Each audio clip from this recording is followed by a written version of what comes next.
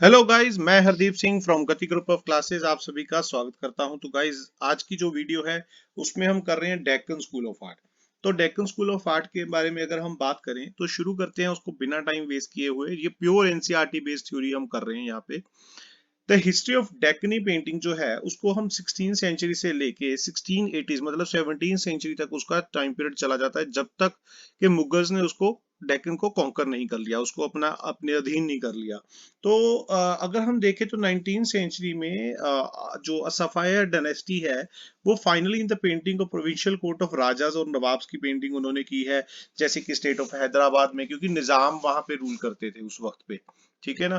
तो Deccani style of painting की अगर हम बात करें तो ये इंडो पर्शियन आर्ट का इसके ऊपर काफी ज्यादा इन्फ्लुएंस दिखाई देता है। मतलब इसको इंडो पर्शियन आर्ट भी बोला जाता है, मतलब कि इंडिया की और पर्शियन की जो आर्ट है उसको मिक्स करके बनाया गया है। और इसको हम Middle Eastern, Safavid, Persian, Turkish, even Mughal भी मानते हैं कि ये ओरिजिन में ऐसा ही है। आर्ट हिस्टोरियन इसकी यूनिकनेस के बारे में बताते हैं, लेकिन इसको रिकॉग्नाइज नहीं करते कि ये फुल फ्लेज्ड स्कूल है, क्योंकि इसको बोलते हैं कि भी अलग अलग क्लास ऑफ रूलर्स ने यहाँ पे काम किया है, उनकी एक पॉलिटिकल एंड कल्चरल विजन था एक अलग। ठीक है ना। और उन्होंने अलग अलग तरह के जो आर्टिस्ट हैं उनको हायर किया, उनको नर्चर किया, उनसे काम लिया। उनको कमीशन काम जो है बहुत ज्यादा उनसे करवाया है ना। तो आर्टिस्टिक जो सेंसिबिलिटीज हैं, स्पेसिफिक रिक्वायरमेंट्स हैं गवर्नेंस की, है ना, या फिर किंगडम की, वो सारी की सारी उन्होंने पूरी की। तो इसमें पोर्ट्रेट जो है वो बहुत ही अच्छे तरीके से इन्होंने बनाए हैं, उसको रिप्रेजेंट किया है। हिस्टोरिक और रिलीजियस फिगर्स के ऊपर बहुत ध्यान दिया है, कंटेम्प्रेरी स्कूल ऑफ पेंटिंग में भी काम किया है। मुगल पोर्ट्रेट्स को बहुत ही ज्यादा, अगर हम माने कि मुगल पोर्ट्रेट यूनिक थे, नहीं, इसके साथ डेक्कन में भी काम उसी तरीके का चल रहा था। हमने बहुत सारी यहाँ पे आर्टिस्टिक इंक्लाइनेशन देखी है, जैसे कि सफाविड और ओटोमन स्कूल ऑफ पेंटिंग में। तो highly documentary nature of portrait जो है वो वहां पे बनाए गए हैं। इसकी एक यूनिक डेवलपमेंट थी जो कि मतलब अपने आप में एक बहुत ही बढ़िया अचीवमेंट है। तो ये एक तरह की पेंटिंग हमें यहाँ पे दिखाई देती है, सुल्तान आदिल शाह टू जो कि तंबूरा बजा रहे हैं। ठीक है ना। आजकल ये नेशनल म्यूजियम में चेक रिपब्लिक में जो है वहां पे पड़ी है। एक, अगर साउदर्न इंडिया की बात करें तो विंध्या माउंटेन रेंजेस के जितना भी वो एरिया है, उस एरिया में कहीं ना कहीं ये स्कूल ऑफ पेंटिंग एक फ्लरिश कर रहा था, है ना। मतलब इसका एक डिस्टिंक्ट और स्ट्रॉन्ग पॉइंट ऑफ व्यू यहाँ पे जो है वो आगे चला है ना। लेकिन वहां पे उस वक्त राज था, obvious सी बात है, सुल्तान थे, है ना, डेक्कन के एरिया में 16th और 17th सेंचुरी में इन्होंने काफी ज्यादा उस टाइम पे राइज किया। किंगडम ऑफ बीजापुर, गोलकुंडा, अहमदनगर, ये हाईली डेवलप हो चुके थे, सोफिस्टिकेटेड एरिया थे, है ना। अलग अलग कोर्ट ऑफ पेंटिंग उसमें काम चल रहा है, क्योंकि बीजापुर, गोलकुंडा, अहमदनगर, ये तीनों के तीनों इस जगह के पार्ट हैं और इसमें ही इन्होंने सभी ने काम किया है।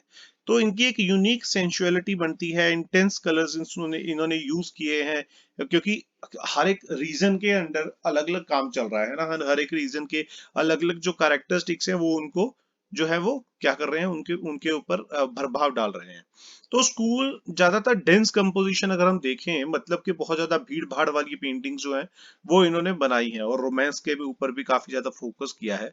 ठीक है ना। तो इस तरीके से नेचुरल तरीके का काम किया गया है। अभी हमारे पास अहमदनगर स्कूल ऑफ पेंटिंग है, earliest example of Deccani painting, मतलब उसमें वॉल्यूम ऑफ पोइम्स, जिसमें हुसैन निजाम शाह वन ऑफ अहमदनगर जो है, जिसका टाइम पीरियड 1553 से लेके 65 का माना जाता है।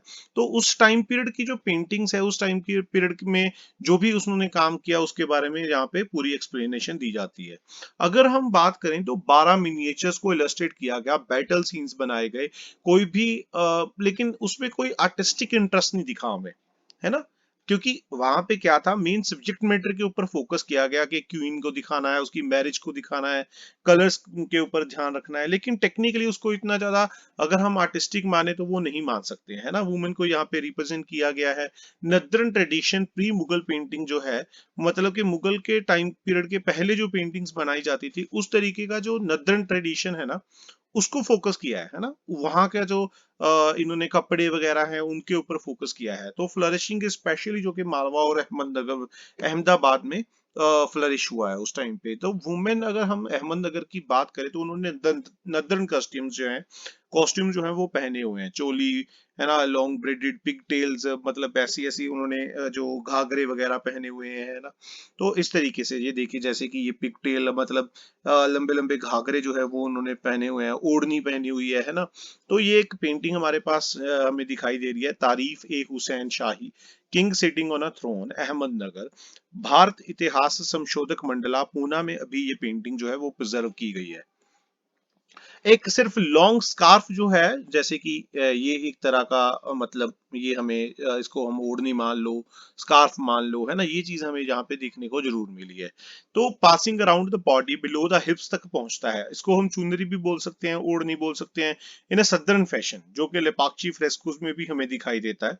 मतलब कि लेपाक्षी फ्रेस्को जो है इनका काफी ज्यादा प्रभाव इस पे, इन पेंटिंग्स के ऊपर है। तो पैलेट इसकी बिल्कुल डिफरेंट है पेंटिंग की। नदरन मैन्युस्क्रिप्ट्स अगर हम देखें तो उनके जो वहां की जो पैलेट है वो अलग है, यहाँ की पैलेट अलग है, मतलब कलर्स डिफरेंशिएशन है ना। तो मुगल इटालियर का जो है वो as they more rich and brilliant colour उन्होंने यूज किए हैं।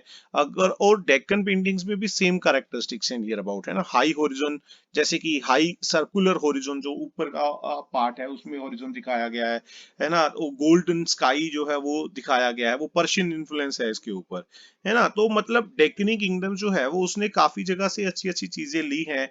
पर्शिया से उसने अपना लैंडस्केप लिया है, वहां का जो लैंडस्केप है उस तरीके का लैंडस्केप यहाँ पे उन्होंने यूज किया है ना। तो ये फेमाइन ड्रेस जो कि रागमाला पेंटिंग्स हमें सीरीज में दिखाई देता है। तो moving example of 16th century Deccan school of painting की हमें यहाँ पे मिलती है।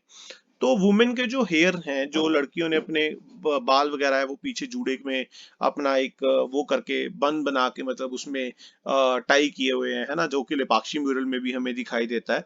The horizon in the painting disappears is replaced by a neutral colour ground, जो पैटर्न है उसमें यूज किया गया है। स्मॉल स्टाइलाइज्ड प्लांट्स जो है उसको यूज किया गया है ना। तो आर्किटेक्चरल डोम्स बनाए गए हैं।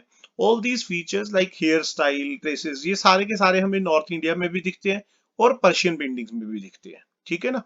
मेल कॉस्ट्यूम वो भी नदरन है ज्यादातर, जैसे कि जामा वगैरह, ये अगर हम इसको माने तो ये क्या है, ये जामा है, ठीक है ना। तो मतलब अकबरी मिनिएचर्स में भी हमने ये जामा वगैरह देखा है ना, उस एरिया में भी देखा है, बिटवीन दिल्ली एंड अहमदाबाद में देखा है। स्मॉल पगड़ी हमें वहां पे दिखाई देती है अकबरी मिनिएचर्स में, है ना। तो ओरिजिनल पेंटिंग्स अगर हम बात करें तो गुलिस्तान की, और 1567 का जो टाइम पीरियड है वो आर्ट हिस्टोरियन ने बुखारा आर्टिस्ट को वो एट्रीब्यूट किया है कि भाई हाँ, उन आर्टिस्ट के बेसिस पे काफी ज्यादा काम किया गया है।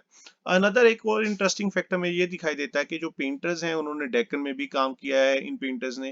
तो मैन्युस्क्रिप्ट जो है अभी तक वो कलेक्शन में है, that is in Bankipur library Patna में, उनके कलेक्शन में है। और उसके ऊपर साइन भी किए हुए हैं स्क्राइब ने, जिसका नाम यूसुफ है, और उसने ये डेडिकेट किया है टू द इब्राहिम आदिल, मतलब और इब्राहिम कुतुब शाह ऑफ गोलकुंडा, जिन्होंने वहां पे 1550 से लेके 1580 तक के टाइम पीरियड में उन्होंने रूल किया है। तो ये मैन्यूस्क्रिप्ट में जिसमें कि 7 मिनिएचर्स हमें वहां पे दिखाई देती हैं, completely Bukhara idiom of that date जो है वो उस टाइम पीरियड को ये बिलोंग करती हैं। तो बीजापुर स्कूल ऑफ पेंटिंग की अभी हम बात करते हैं। तो बीजापुर स्कूल ऑफ पेंटिंग की अगर हम बात करें तो paintings from Bijapur in the 16th century illustrate की गई हैं, जिसमें कि हमें नुजुम अल उलम, है ना, जो ये टाइम पीरियड है इसमें ये दिखाया गया है। अमंग 876 मिनिएचर पेंटिंग्स में बनाई गई है, जो कि मतलब के अलग अलग वेपन्स की, यूटेंसिल्स की, है ना, वो सारी की सारी बनाई गई हैं। वुमेन को यहाँ पे साउथ इंडियन ड्रेस, अगर याद रखना, अहमदनगर में अब जब हमने देखा था तो वहां पे ज्यादातर नॉर्थ इंडियन ड्रेसेस थी, यहाँ पे क्या है, यहाँ पे साउथ इंडियन ड्रेसेस जो है उनको इन्होंने यूज किया है, ठीक है ना, रागमाला पेंटिंग्स में। तो school of Bijanagar, Ali Adil Shah one जो है 1558 से लेके 80 तक उन्होंने राज्य किया है, उन्होंने यहाँ पे वो क्या किया, इसको पैटर्नाइज किया। और उसके सक्सेसर हैं इब्राहिम टू, उन्होंने भी वो पैटर्न किया है, इसको दिया है, क्योंकि आगे वो आ जाते हैं। तो लेकिन इब्राहिम टू जो है वो बहुत ही अच्छे पैटर्न है आर्ट और लिटरेचर के, उनको काफी ज्यादा नॉलेज भी है इंडियन म्यूजिक की, है ना, ऑथर ऑफ बुक भी है वो एक, जिसका नाम है नॉरसनामा, ठीक है ना। तो ये एक पेंटिंग है the throne of prosperity Bijapur की, 1570 में the Chester Beatty Library Dublin Ireland में अभी ये जो है इसको प्रिजर्व किया गया है, ठीक है ना। तो बीजापुर स्कूल ऑफ पेंटिंग की अगर हम बात करें, he was the owner of the Nujum ul Ulum, manuscript जो है वो उन्होंने बनाया, जो कि इब्राहिम टू है ना। तो उन्होंने, ऑब्वियसली बात है, रागमाला जो सीरीज जो पेंटिंग बनाई गई है 1590 में, वो भी उन्होंने ही वो किया होगा। बीजापुर का एक बहुत ही क्लोज कनेक्शन था टर्की के साथ। एस्ट्रोनॉमिकली अगर हम बात करें नजुल उलूम की, तो ये एक ओटोमन टर्किश मैन्यूस्क्रिप्ट से लिया गया है। रागमाला अगर हम यहाँ पे दिखाई देती है, तो as we have seen Indian in their connections with definite echoes of Lepakshi style. क्योंकि लिपाक्षी स्टाइल हम शुरू से ही पढ़ते आ रहे हैं कि लिपाक्षी स्टाइल जो है उसका काफी ज्यादा प्रभाव हमें इस पे दिखाई देता है।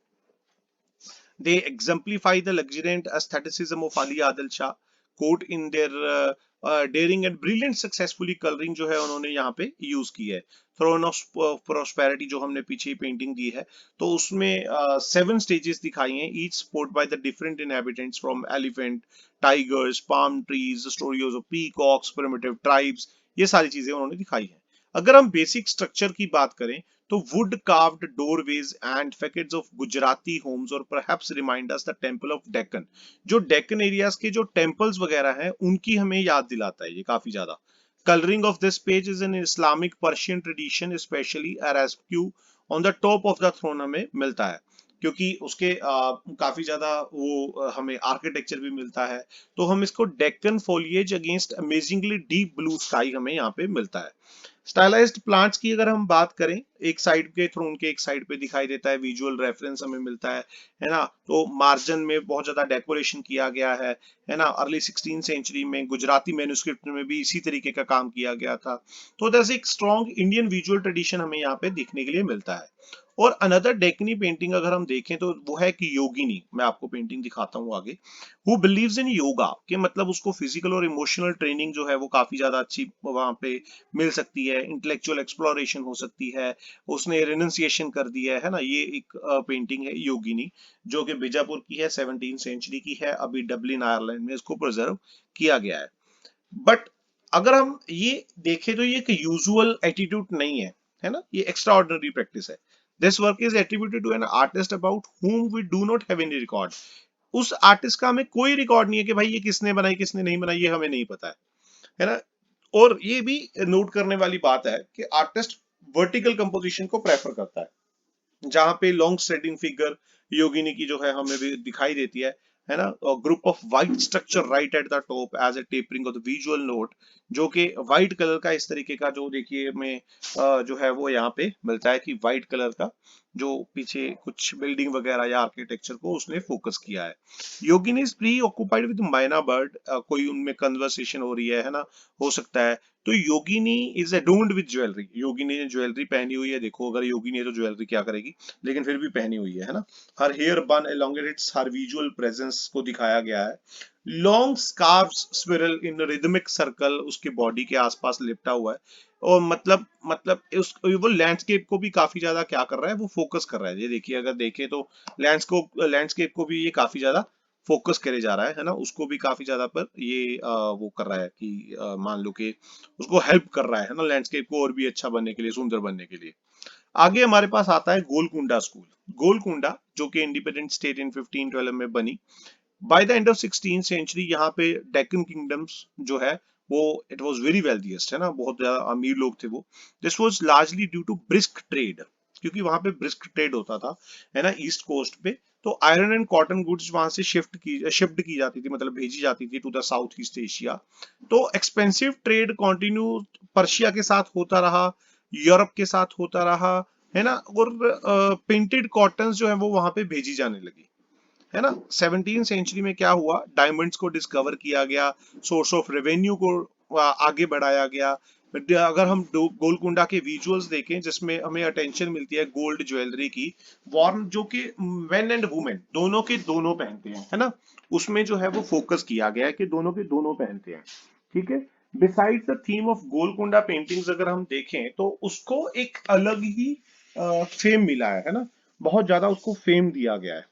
गोलकुंडा का जो आर्ट है वो डच मर्चेंट्स की वजह से पॉपुलर हुआ, जिन्होंने पोर्ट्रेट्स ऑफ सुल्तान जो है वो लेट 17 सेंचुरी में यूरोप तक लेके गए।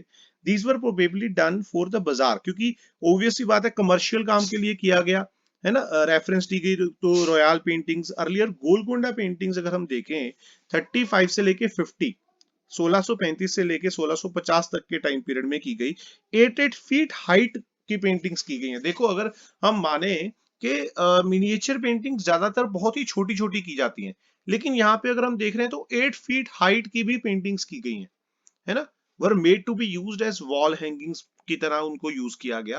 तो these paintings are covered with pictorial designs, उसमें दिखाए गए फिगर्स दिखाई गई, आर्किटेक्चर सेटिंग दिखाई गई है। अर्लीस्ट 5 मिनिएचर की अगर हम बात करें तो आइडेंटिफाइज एज गोलकुंडा वर्क उनको माना जाता है, जिनको दीवान ऑफ हाफिज बाउंड अप उसमें किया गया, रखा गया। ठीक है, अगर these painting represent court scenes of young ruler, जैसे कि ये यंग रूलर जो यहाँ पे बैठे हैं, ठीक है ना, जिसको एक सीटेड पोजीशन में बिठाया गया है, तो उन्होंने एक डेकनी स्वॉर्ड अपने हाथ में पकड़ के रखी हुई है ना। तो princess scene with wearing a white coat, है ना, और वर्टिकल बैंड्स जो है उन्होंने वो यहाँ के आसपास उनके दिखाए गए हैं। ओवल 5 पेंटेड इमेजेस जो पेजेस हैं वो लेविशली उन पे गोल्ड के साथ बहुत काम किया गया है, स्काई के ऊपर टचिंग की गई है। डांसिंग गर्ल हमें यहाँ पे ये देखो दिखाई दे रही है, ठीक है ना। सिमेट्रिकल एंड अपारेंटली अनफंक्शनल आर्किटेक्चर, जिसका कोई मतलब ही नहीं बनता। ये देखो ये आर्किटेक्चर का हमें कोई मतलब नहीं बनता, लेकिन फिर भी वो बना रखा है ना, जिसका मतलब उसका कोई यूज नहीं है वहां पे, है ना। फ्लैट स्क्रीन दिखाई दे रही है, ठीक है। ग्राउंड हमें कवर्ड है कि इलेबोरेटेड पेटर्ड कारपेट्स, मतलब कारपेट बिछा हुआ यहाँ पे हमें दिखाई दे रहा है। एक और चीज यहाँ पे इंपॉर्टेंट है कि यहाँ पे मुगल इन्फ्लुएंस हमें कोई भी नहीं दिखाई देता। तो ये डांसिंग बिफोर मोहम्मद कुली कुतुब शाह गोलकुंडा 1590 में इसको बनाया गया, ब्रिटिश म्यूजियम लंदन यूके में अभी ये जो है वो प्रिजर्व की गई है। पर्पल ह्यू कलर यहाँ पे अप्लाइड किया गया है कई बार। ये पेंटिंग की बात नहीं कर रहे हम, कॉमन गोलकुंडा की बात कर रहे हैं अभी, कि पर्पल कलर को यूज किया गया, सो इसलिए हमें कभी कभी ब्लू फॉक्सेस भी वहां पे पेंटिंग्स में देखने के लिए मिल जाती हैं, है ना। तो एक पोर्ट्रेट है ये कि मोहम्मद कुतुब शाह का, जो कि इनका टाइम पीरियड हम 1611 से लेके 26 तक का time period of Mohammad Qutb Shah नहीं मानते इसको। इसको हम मानते हैं कि इस टाइम पीरियड में इस पेंटिंग को बनाया गया, ठीक है, जो कि एक बैठे हैं, है ना। तो he wears this typical Golconda dress उन्होंने पहनी हुई है, एलिगेंट टाइट फिटिंग कैप पहनी हुई है उन्होंने। कंपोजिशन बहुत ही सोफिस्टिकेटेड है, स्किल्स को यूज किया गया है पेंटिंग को बनाने के लिए, काफी स्ट्रिक्ट सिमेट्री दिखाई गई है। 1590 पेजेस इसके बनाए गए हैं नियर अबाउट, जो इसका मैन्यूस्क्रिप्ट है ना। तो adequate reference of Mughal painting यहाँ पे दिखाई देता है हमें, मतलब मुगल इन्फ्लुएंस हमें काफी ज्यादा यहाँ पे दिखाई देता है। प्लास्टिक रेंडरिंग हमें दिखाई देती है, स्पेशली जब ड्रेपरी, मतलब जो है उनके कपड़े वगैरह जो है उसमें काफी ज्यादा वो दिखाई देता है। एक तरह का ग्रूम का जो अटायर है वो पहना हुआ है उन्होंने। तो poet in a garden Mohammad Ali Golconda 1605 and 15, Museum of Fine Arts Boston USA में भी इसको प्रिजर्व किया गया है। अगर हम मेन्यूस्क्रिप्ट की बात करें तो सूफी पोइम जो है उसको लेके वो बनाया गया है with paraphrased prose, is richly illustrated with more than 20 miniatures इसमें बनाई गई हैं। गोल्ड को अगेन यूज किया गया है। पेकुलर फीचर्स हमें यहाँ पे दिखाई देते हैं कि स्काईज को गोल्ड और ब्लू कलर में अलग अलग करके बनाया गया है। मेन एंड वुमेन दोनों के दोनों कॉस्ट्यूम पहनते हैं, है ना। कॉस्ट्यूम्स इंडिकेट क्या करते हैं कि fashion trend Ibrahim two of Bijapur का टाइम पीरियड जो है वो इस तरीके का था। ट्रीज दिखाए गए हैं डेकनी टाइप के, है ना, लैंडस्केप में, जो कि रिचली कलर्ड है, मतलब अच्छे से उसमें अलग अलग तरह के कलर्स को डिपिक्ट किया गया है। मोर ओवर जो प्लांट्स हैं, है ना, उसको डार्क फोलिएज दिया गया है। ये अलग एक प्रोमिनेंट डेकनी फीचर जो है वो हमें दिखाई देता है। टॉल वुमेन जो कि स्पीकिंग टू अ बर्ड, जो कि हमने पहले भी योगिनी की जो पेंटिंग है वो देखी है, ठीक है। तो इस तरीके की चीजें दिखाई गई हैं। तो thank you very much guys, आज की वीडियो में हम इतना ही करेंगे, क्योंकि यहाँ पे हमारा जो है वो डेक्कन स्कूल पूरा हो जाता है, और डेक्कन स्कूल की जितनी भी पेंटिंग्स है वो ऑलरेडी हम जो लास्ट ईयर की जो हमारी वो है वीडियोस हैं उसमें दे चुके हैं, आप वहां से जाके देख सकते हो। मैं आपको जो लिंक है वो डिस्क्रिप्शन में दे दूंगा। और अगर आपको ये वीडियो पसंद आई तो प्लीज इसे लाइक करें, शेयर करें, सब्सक्राइब करें, घंटा दबाएं, घंटी दबाएं, फॉलो करें, जो भी करें, है ना, बस करें जरूर। Thank you very much guys, bye bye everyone.